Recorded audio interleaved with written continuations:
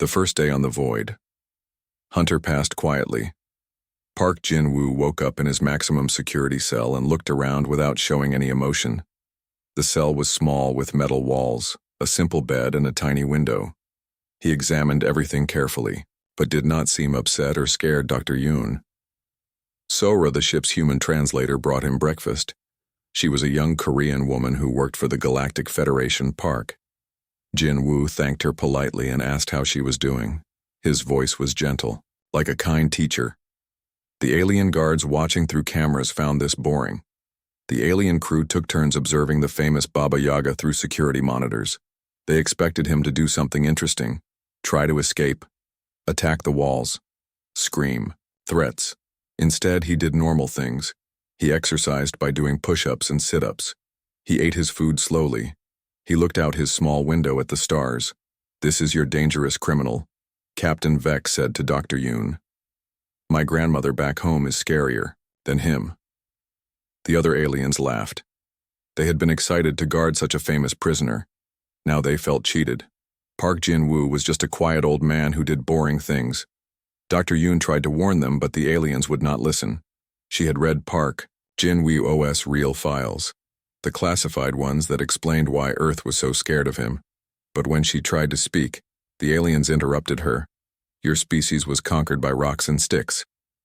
Lieutenant Zoc said, "What could you possibly teach us about danger?" The other aliens agreed. Humans were the weakest species in the galaxy. Their opinions about danger meant nothing. During exercise time, Park Jin-woo walked slowly around the prison section. Other alien prisoners watched him from their cells. These were the worst criminals in the galaxy. Murderers who had killed hundreds, thieves who had stolen entire planets, war criminals who had destroyed star systems. But something strange happened when Park Jin-woo walked by. A massive four-armed killer from Rigel moved to the back of his cell. A shapeshifter who ate minds pressed against his far wall. Even the crazy one who talked to voices seemed quieter. The aliens noticed this, but thought it was coincidence. Park Jin-woo began talking to the guards during mealtimes. He was polite and friendly. He asked Lieutenant Mox about his home planet and family. The young alien found himself enjoying these conversations. The human seemed genuinely interested in learning about different worlds and cultures. "Tell me about your people."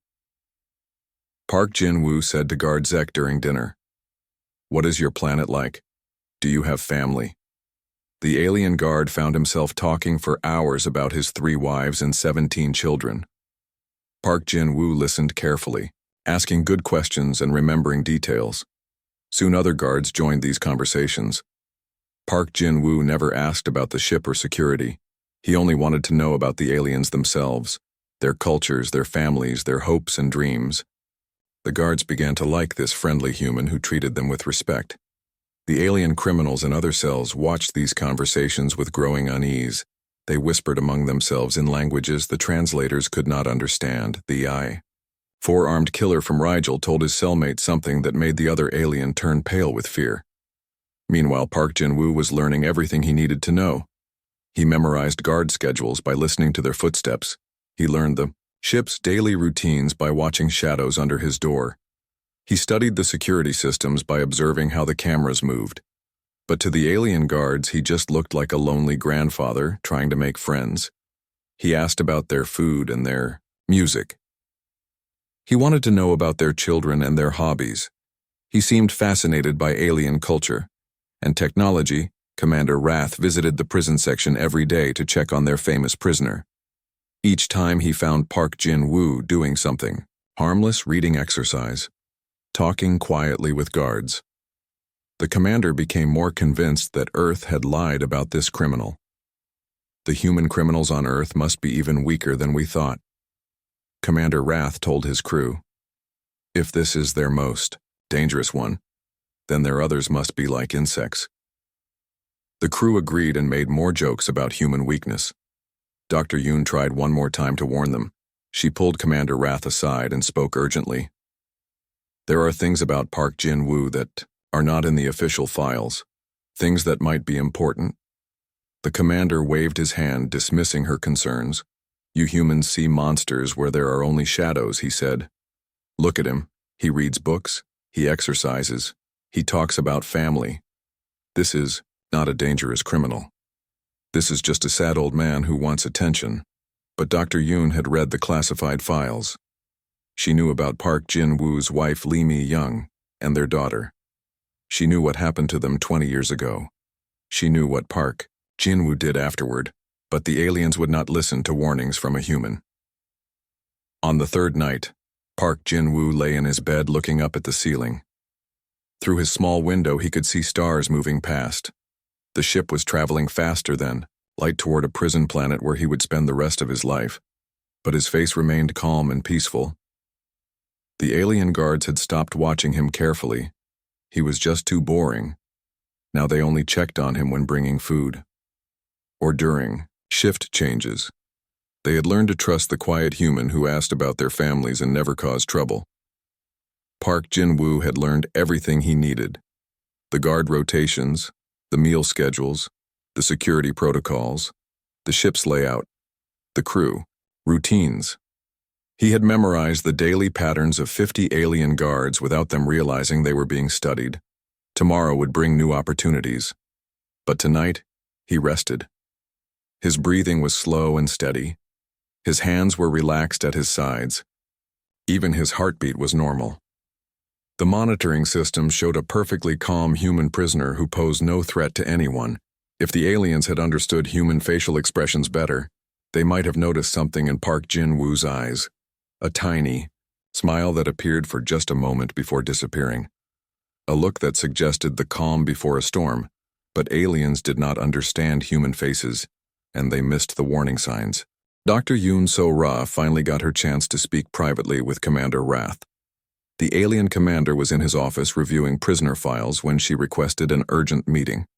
She brought with her a sealed data pad containing classified Earth documents. Commander Rath looked annoyed when she entered. "What is so important that you interrupt my work?" The human woman took a deep breath and activated the data pad. "There are things about Park Jin-woo that you need to know. Things that are not." In his official transfer files, the commander rolled his 4 eyes. "I have heard enough human paranoia about your harmless prisoner. He spends his days reading and asking my guards about their families. How dangerous could he possibly be?" Dr. Yoon placed the data pad on his desk and began to explain. 20 years ago, Park Jin-woo lived a normal life in Seoul. He worked as an accountant. He was married to a woman named Lee Mi-young. They had a young daughter named Park Soo-jin. They lived in a small apartment and seemed completely ordinary. He had never been in trouble with police, but Park Jin-woo had made one mistake. He had discovered that his accounting company was being used to hide money for a criminal organization. When he tried to report this to authorities, the crime family decided he knew too much. They sent killers to his apartment. Commander Rath listened with growing boredom. Another sad human story about family tragedy. These primitives always let emotions control their actions. The crime family murdered Mi-young and Soo-jin while Park Jin-woo was at work. They left the bodies for him to find with a note, warning him to stay quiet. What happened next? Dr. Yoon continued, is what earned Park Jin-woo his reputation. The crime family expected him to run away or hide or maybe kill himself with grief. Instead, something else happened. Park Jin-woo disappeared for 6 months. When he returned, he was different. The commander shifted in his chair, getting slightly more interested. Different? How? Dr. Yoon pulled up more files showing newspaper articles and police reports. The crime family had over 200 members. They controlled drugs, weapons, and illegal gambling in 3 cities. They had politicians and police officers working for them. Park Jin-woo did not attack them with weapons or explosives.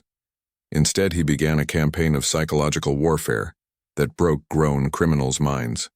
He would appear in their homes like a ghost, leaving subtle signs that he had been there. Moved. Picture a different brand of coffee. Their children's toys rearranged. The criminals would hire the best security they could buy. They installed cameras, alarms, and hired armed guards. But Park Jin-woo always found a way inside. He never harmed innocent family members. Only the guilty ones. But when he came for his targets, their deaths were works of art. Commander Rath leaned forward slightly. Works of art. What does that mean? Dr. Yoon showed him Crime scene photos. The deaths were not brutal or messy. They were precise, planned. Every detail served a purpose. Investigating officers could only stare in amazement at the level of planning, and skill. One crime boss was found dead in his locked office. The room was sealed from inside. No windows, no other entrances. Security cameras showed no one entering or leaving. But somehow Park Jin-woo had gotten inside, killed the man, and escaped without being detected. The method was so clean that police wondered if it was suicide. Another criminal was found, in his car at the bottom of a lake. The car doors were locked from inside. There were no signs of struggle. The man had drowned, but the water level in the car showed he had been conscious and breathing for exactly 7 minutes before dying. Police never figured out how it was done. Dr. Yoon continued the story. The underworld gave Park Jin-woo the name Baba Yaga, after the witch from old Russian stories.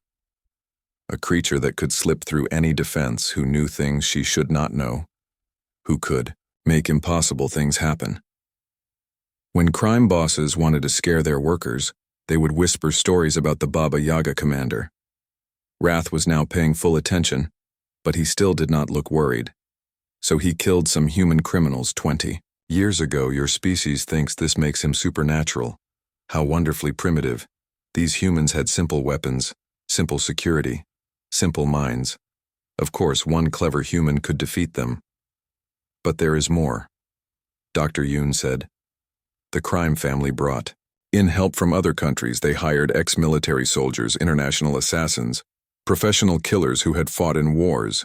Park Jin-woo eliminated them all, one by one. Over 2 years, he dismantled the entire organization. The final target was the crime boss who had ordered his family killed. Park Jin-woo saved him for last. The man had surrounded himself with an army of guards. He lived in a fortress with walls, cameras, and automatic weapons. He never went outside and tested all his food for poison. Park Jin-woo got to him anyway. The crime boss was found dead in his panic room, the most secure place in his fortress. The room had no windows, walls 3 feet thick. The only door required 3 different keys held by 3 different guards. But somehow the Baba Yaga had reached him. Commander Wrath studied the files more carefully.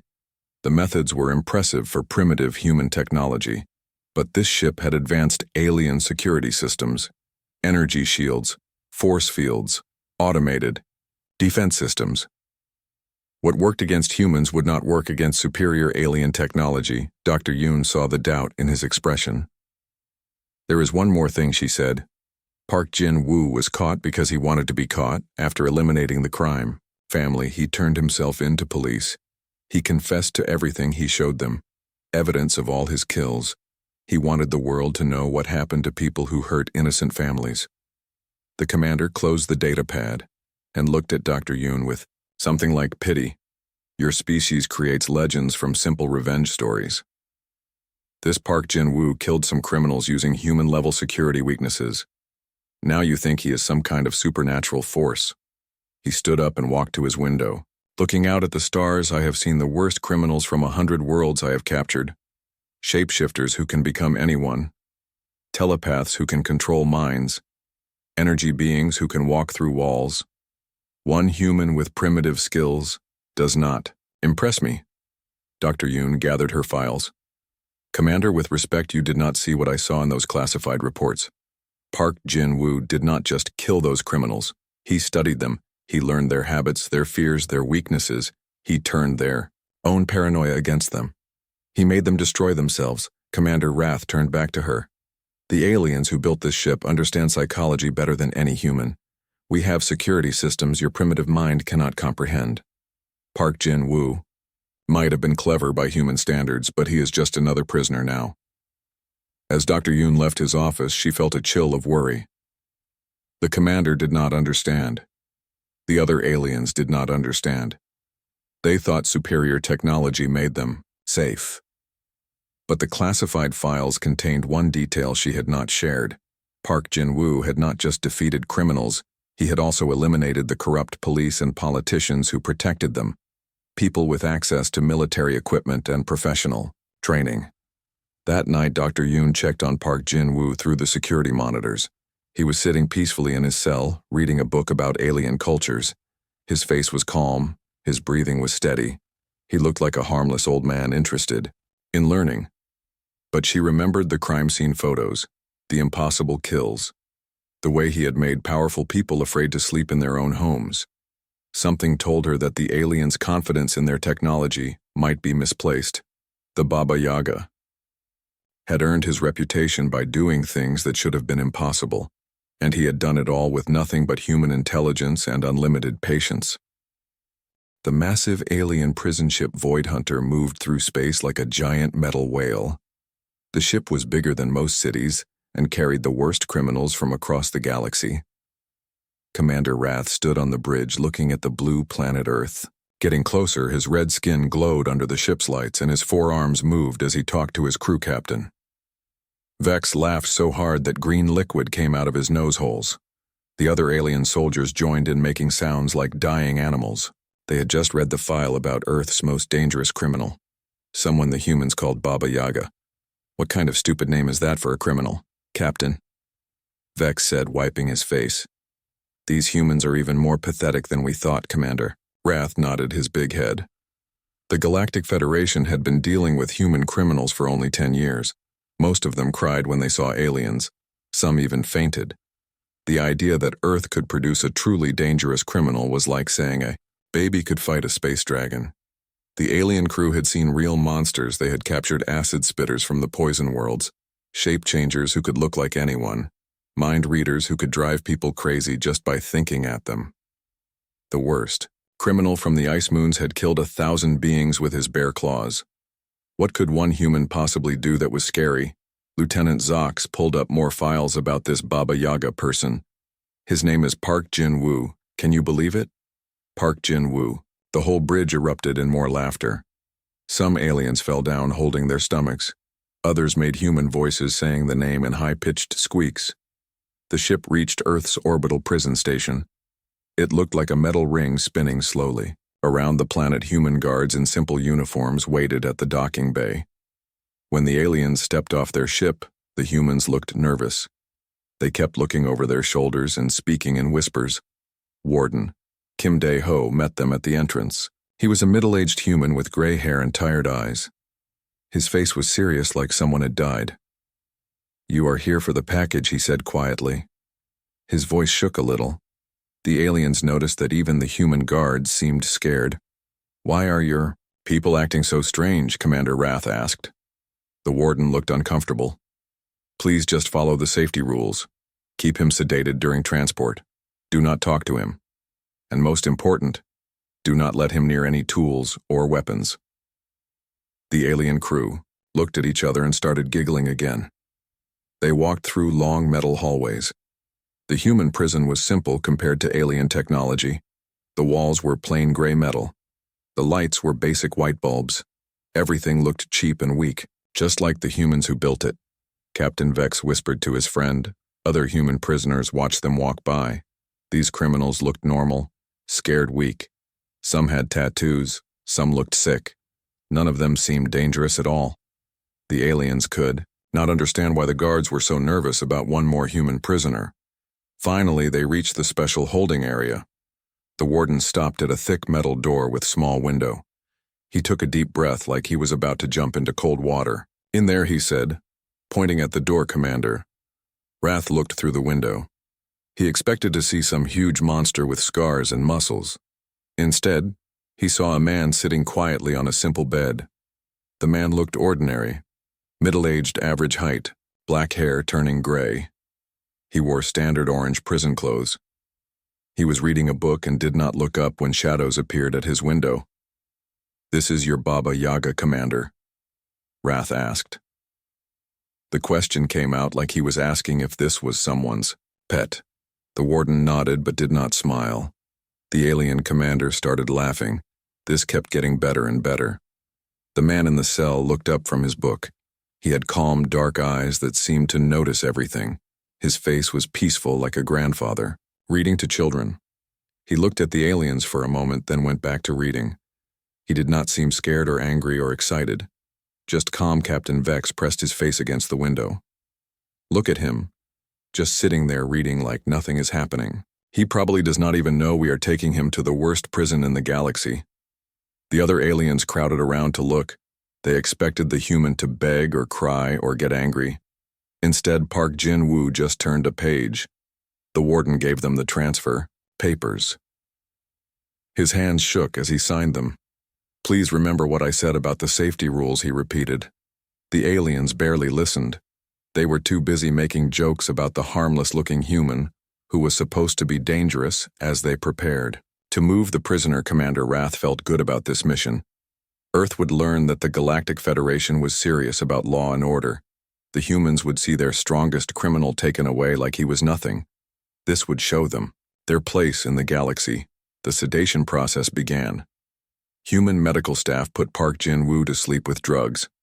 The man did not fight or resist. He just closed his book, placed it neatly on the bed, and lay down. When the sleep gas filled his cell, he closed his eyes like he was taking a nap. 2 alien guards carried the sleeping human to their ship. Park Jin-woo looked even smaller when he was unconscious. His arms hung down and his head rolled to one side. He looked like any old human.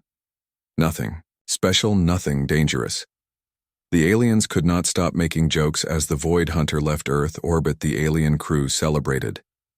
They had captured the legendary Baba Yaga without firing a shot, without any danger, without any excitement. Just a sleeping, old man who read books. The galaxy would hear about this. The story would spread that Earth's most feared criminal was just another weak human commander. Wrath looked back at the blue planet getting smaller. His crew was happy. The mission was easy, and they had a new joke to tell at Spacebars. How many humans does it take to make a dangerous criminal? Answer: none, because humans cannot be dangerous. But deep in the prison section of the ship, Park Jin-woo slept in his new cell. His breathing was slow and steady. His face was peaceful. Even unconscious, he looked harmless. But if the aliens had looked closer, they might have noticed something strange. Even while sleeping, the man seemed to be listening. Everything changed when the warning sirens began screaming throughout the Void Hunter. The ship shook violently as energy blasts hit the hull. Commander Wrath rushed to the bridge where his crew was shouting in panic. Space pirates had ambushed them. 3 fast attack ships firing concentrated plasma beams at their engines. The attackers were Zeronian raiders known for their cruelty and skill. They specialized in capturing prison ships because criminals could be sold on the black market. The Void Hunter was bigger and stronger, but the pirates were faster and had caught them by surprise. Damage reports flooded in. The main engines were hit. The shield generators were overloading.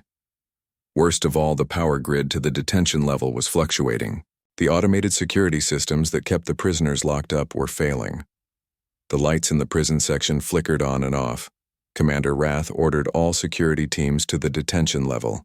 If the cell doors unlocked even for a few minutes, the worst criminals in the galaxy would be free on his ship. The alien guards ran through corridors carrying weapons and emergency equipment. In the detention section, sparks flew from damaged control panels. The main security computer showed critical errors. Cell door locks were failing. Environmental controls were offline. The backup power system was trying to compensate, but it could not handle the full load. Park Jin-woo sat calmly in his cell as the lights went out and came back on. He could hear explosions from above and the sound of running feet in corridors. His face remained peaceful, but his eyes were alert, watching and listening to everything. The ship shook again from another impact. Somewhere in the distance, an automated voice announced emergency power failure in detention level. Security protocols compromised. All personnel report to emergency stations. For exactly 17 minutes, the cell doors throughout the prison section would be unlocked. Most of the alien prisoners cowered in their cells.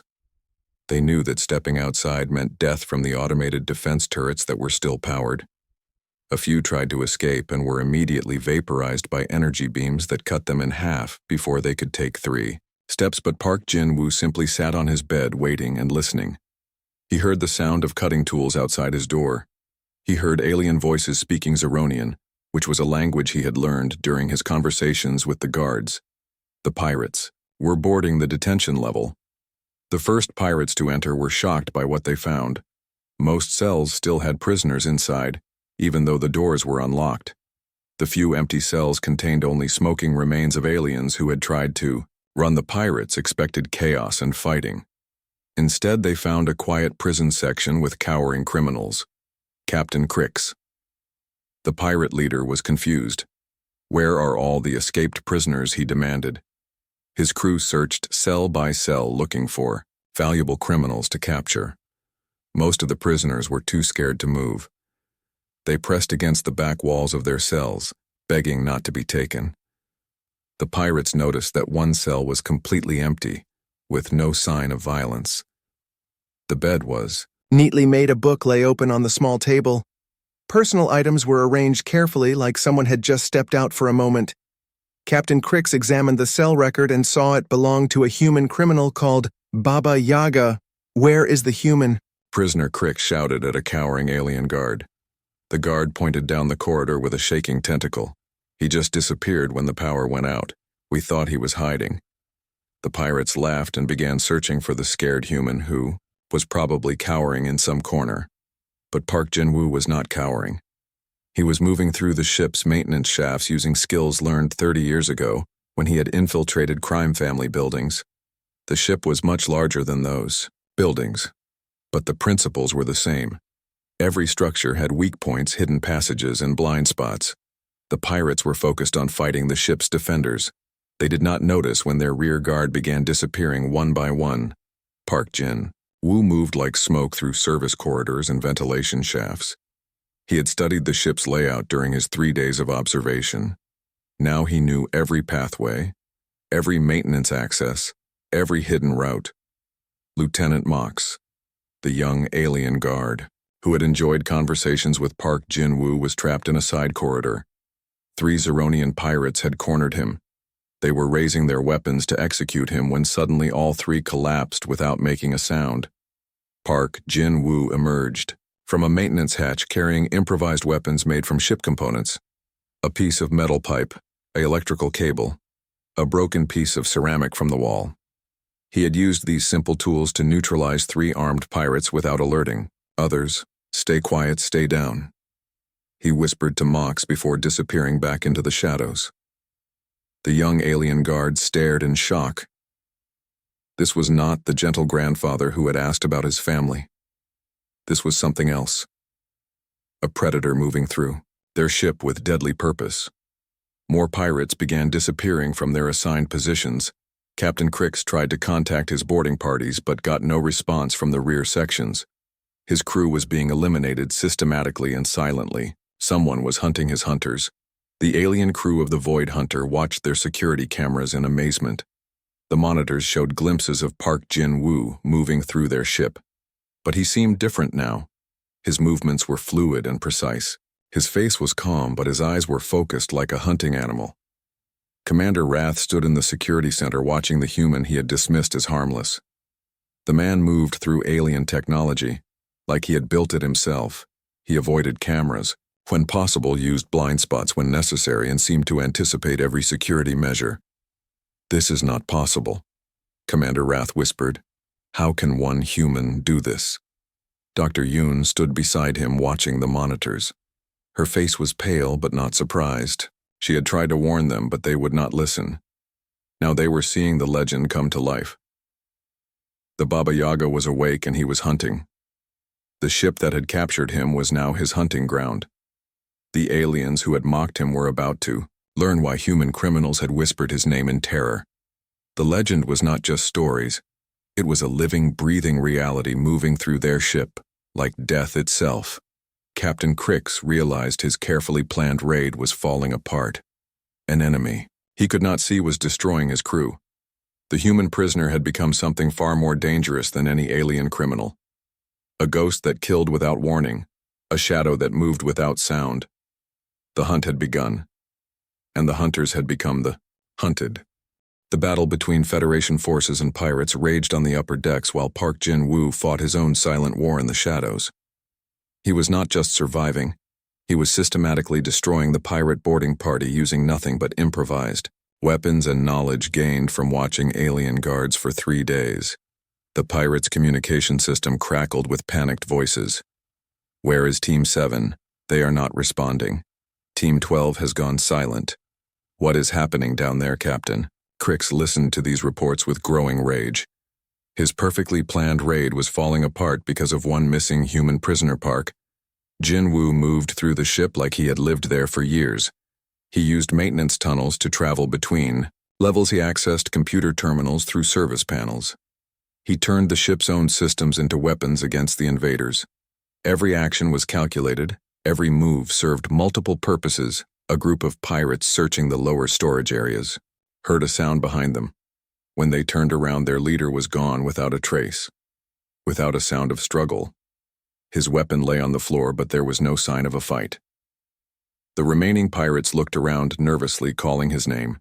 The overhead lights suddenly went out. Emergency lighting cast red shadows on the walls.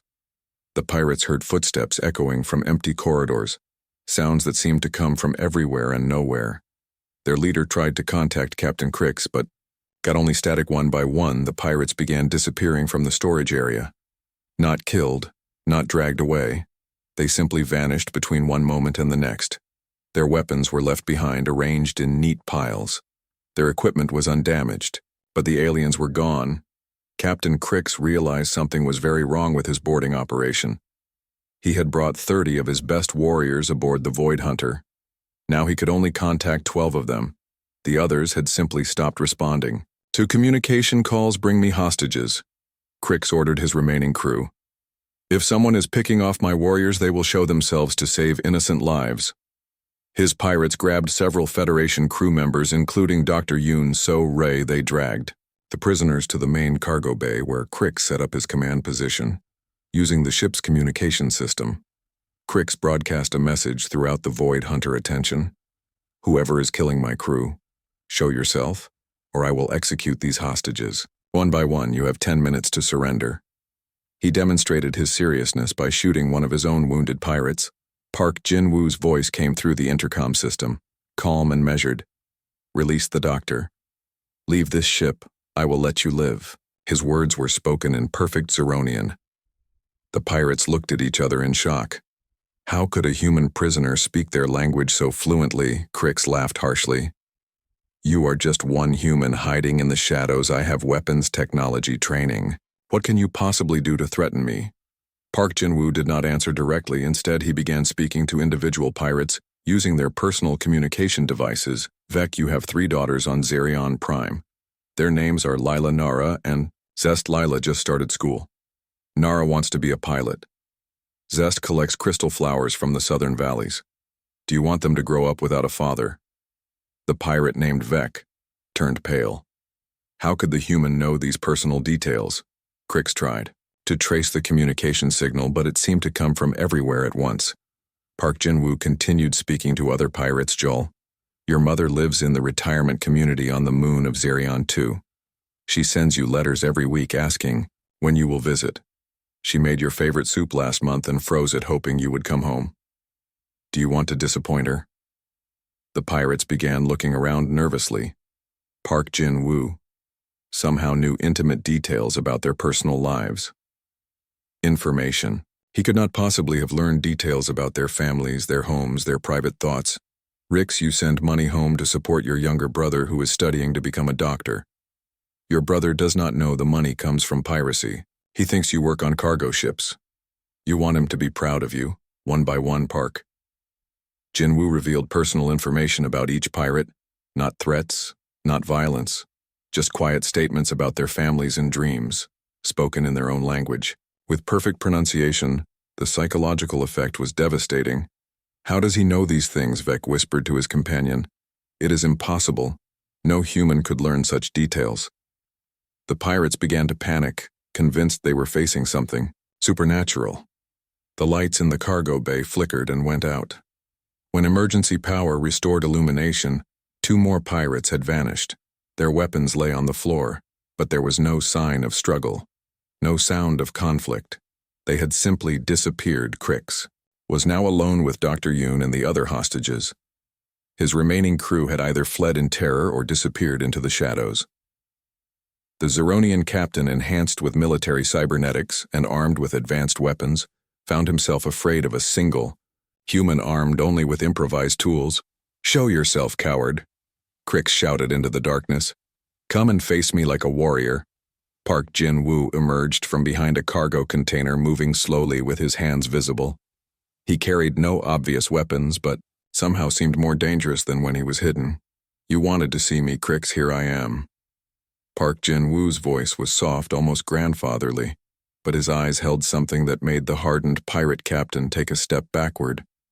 The two faced each other in the cargo bay, a Zeronian warrior enhanced with the best military technology against a middle-aged human accountant who had become something more than human through loss and vengeance.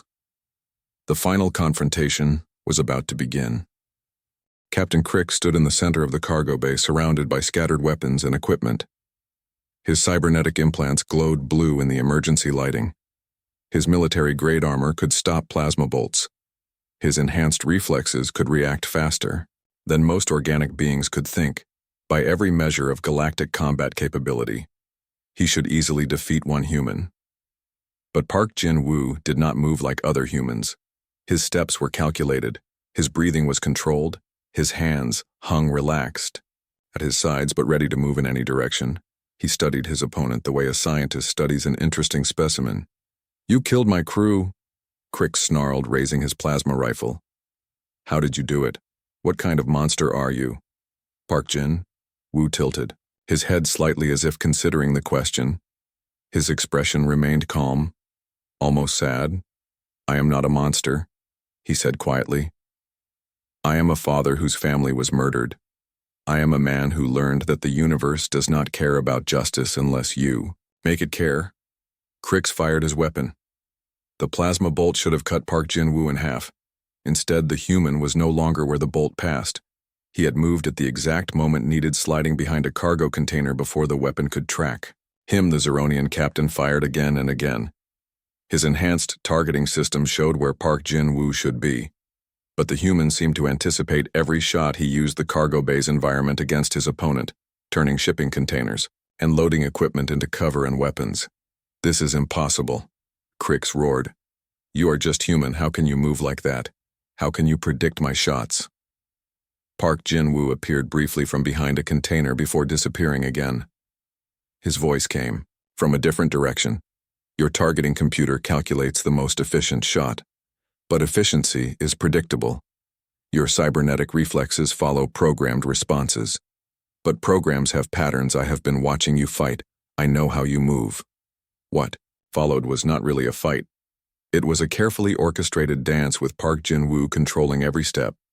He turned Crix's own advantages against him. The pirate's enhanced speed made him predictable. His military training followed standard tactics. His advanced weapons were designed for straightforward combat. Park Jin-woo used psychology as much as physics. He made sounds that drew Crix's attention in wrong directions. He created shadows that suggested movement where there was none. He turned the pirate's enhanced senses into sources of false information. Dr. Yoon and the other hostages watched in amazement. The human they had thought harmless was dismantling a professional warrior enhanced with advanced technology. Park Jin-woo moved like water flowing around obstacles, always taking the path of least resistance but wearing away everything in his path. Crix began to panic as his ammunition ran low. His cybernetic systems were overheating from constant use. His enhanced reflexes were becoming erratic from stress and confusion.